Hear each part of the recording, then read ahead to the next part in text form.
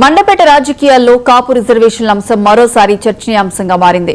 కుల రాజకీయాలు చేస్తున్నది టీడీపీ నాయకులేనని మండపేట నియోజకవర్గం వైసీపీ ఇన్ఛార్జ్ రాష్ట్ర sub coordinator committee chairman MLC తోట త్రిమూర్తులు ఆరోపించారు. ఎన్నికల ముందు కాపులకు 5% రిజర్వేషన్లు కల్పిస్తామని హామీ ఇచ్చిన చంద్రబాబు ప్రభుత్వం అధికారంలోకి వచ్చిన తర్వాత ఆ హామీని అమలు చేయలేదని విమర్శించారు.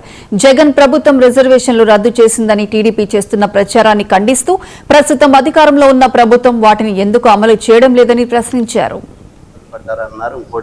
జగన్మోహన్ రెడ్డి గారు శ్రీకాకుళం జిల్లా ఏదైతే సిద్దిరి అప్పలరాజు గారు వాళ్ళ తనయుడి మీద కేసు పెట్టినటువంటి దానికి జగన్మోహన్ రెడ్డి గారు వెళ్ళడం జరిగింది.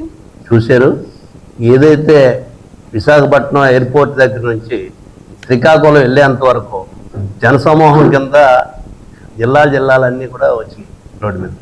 దీన్ని చూసి భరించలేక వీళ్ళు లేనిపోయినటువంటి అవాకులు చవాకులు పేస్తున్నారు. ట్రాఫిక్ ఆగిపోయింది అంటున్నారో, లేకపోతే ప్రజలు ఇబ్బంది పడ్డారు అన్నారు, ఇంకోటి అన్నారు.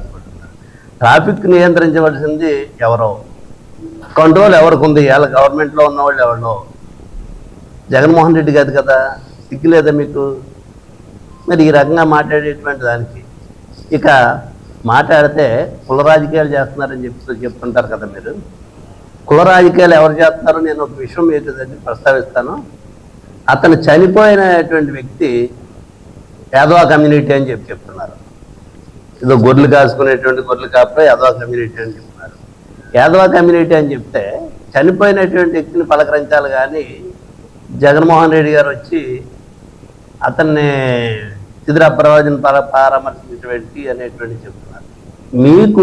మీకు నచ్చినట్టు మీరు మాట్లాడేటువంటి విధానం అనేది